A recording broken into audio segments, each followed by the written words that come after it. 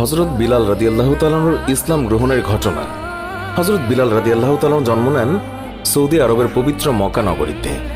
জাতিতে তিনি একজন আফ্রো আরব। পিতার নাম রাবাহ আর মায়ের নাম হামামা।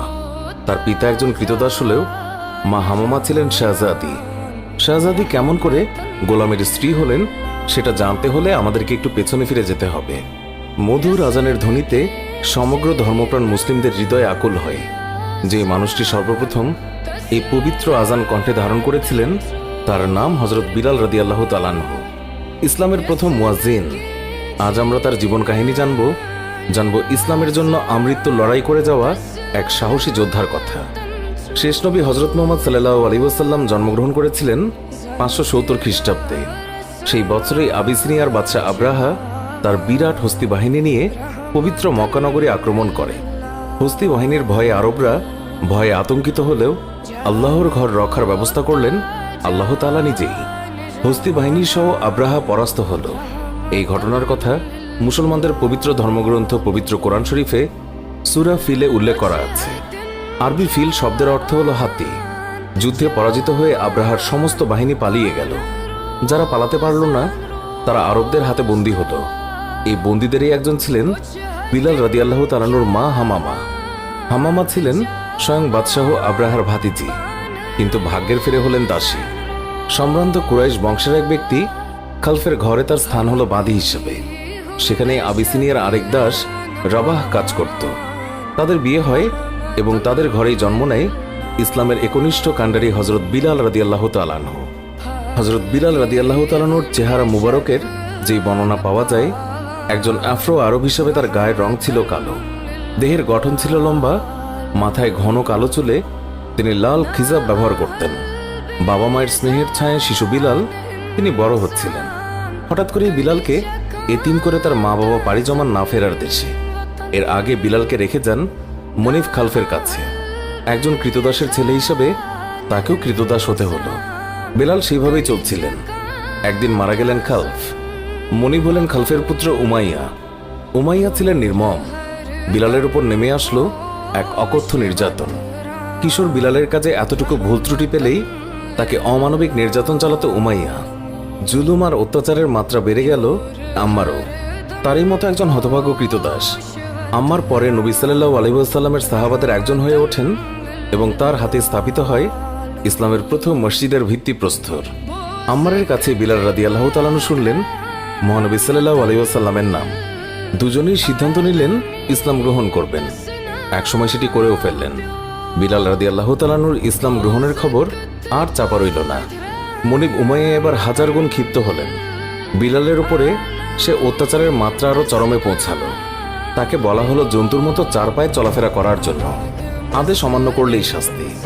কখনো বা বিলালের গলায় দড়ি বেঁধে ছেলেদের হাতে তুলে দেন।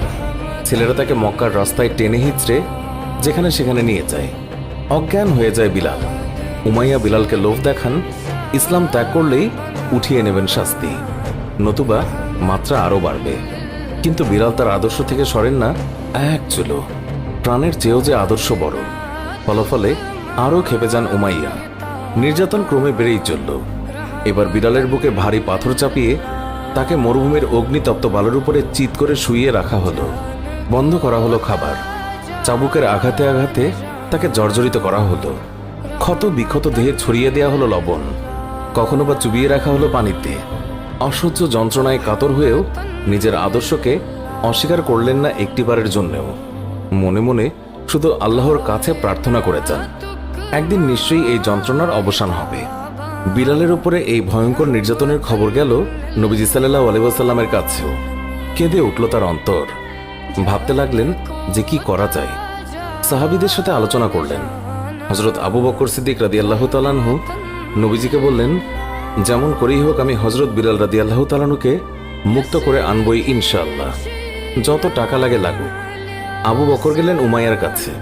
কিন্তু উমাইয়া জানতেন আবু বকর ইসলাম গ্রহণ করেছেন। তিনি বুঝতে পারলেন আবু বকর বিলালকে ক্রয় করে মুক্ত করে দেবেন। তাই তিনি আবু বকরের প্রস্তাবে রাজি হলেন না। হতাশ মনে ফিরে এলেন আবু বকর।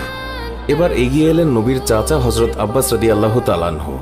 তিনি বললেন, আমি যেহেতু এখনো ইসলাম গ্রহণ করিনি, তাই উমাইয়া আমার কাছে বিলালকে বিক্রি করতেও পারে। আর হলোও তাই। উমাইয়া রাজি হলো, তবে অর্থ নয়, তাকে গোলামের বদলে গোলাম দিতে হবে। তাই সে পেল। এই প্রথম মুক্তির স্বাদ পেলেন বিলাল রাদিয়াল্লাহু তাআলা আনহু। রাসূলুল্লাহ সাল্লাল্লাহু আলাইহি ওয়াসাল্লামের সহচর্যে তার জীবন একেবারে বদলে গেল নতুন করে। বিলাল রাদিয়াল্লাহু তাআলা আনহু যখন ইসলাম গ্রহণ করেন, তৎকালীন ইসলাম অনুসারীর সংখ্যা ছিল হাতে গোনা 10-12 জন। প্রায় আক্রমণ চলত তাদের উপরে। তাই নবীজি সাল্লাল্লাহু আলাইহি ওয়াসাল্লাম আদেশ দিলেন আবিসিনিয়ায় হিজরতের। সবাই বিলালকে অনুরোধ করল তাদের সাথে যাওয়ার জন্য, কিন্তু প্রাণের নবীকে ছেড়ে বিলাল কোথাও গেলেন না। এর কিছুদিন পর নবীর আদেশে বাধ্য হয়ে মদিনায় হিজরত করলেন। কিছুদিন পরের কথা, নবীজি সাল্লাল্লাহু আলাইহি ওয়াসাল্লাম মদিনা সফরে গেলেন। নামাজ পড়ার জন্য মসজিদ তৈরি হলো, কিন্তু সমস্যা দেখা দিল লোকজনকে একত্রিত করা নিয়ে। কি করা যায় তাই নিয়ে ভাবতে লাগলেন সবাই। একদিন নবীজির আরেকজন প্রিয় সাহাবা আব্দুল্লাহ বিন যায়েদ রাদিয়াল্লাহু তাআলা আনহু স্বপ্নাদেশের মাধ্যমে আজানের কথাগুলো শুনলেন। নবীজিকে শোনাতেই তা তার পছন্দ হলো। তিনি আব্দুল্লাহ বিন যায়েদকে আদেশ দিলেন বিলাল রাদিয়াল্লাহু তাআলা আনহুকে কথাগুলো শিখিয়ে দেওয়ার জন্য। বিলাল রাদিয়াল্লাহু তাআলা আনহুর কণ্ঠস্বর অত্যন্ত সুরেলা ও মিষ্টি হওয়ায় নবীজি সাল্লাল্লাহু আলাইহি ওয়াসাল্লাম বললেন, বিলালই হবে ইসলামের প্রথম মুয়াজ্জিন। তারপর থেকে বিলালের আজানেই আল্লাহর দরবারে হাজিরা দিত সকল ধর্মপ্রাণ মুসলিম। তার আজানে মন এক অদ্ভুত পবিত্রতায় ছেয়ে যেত।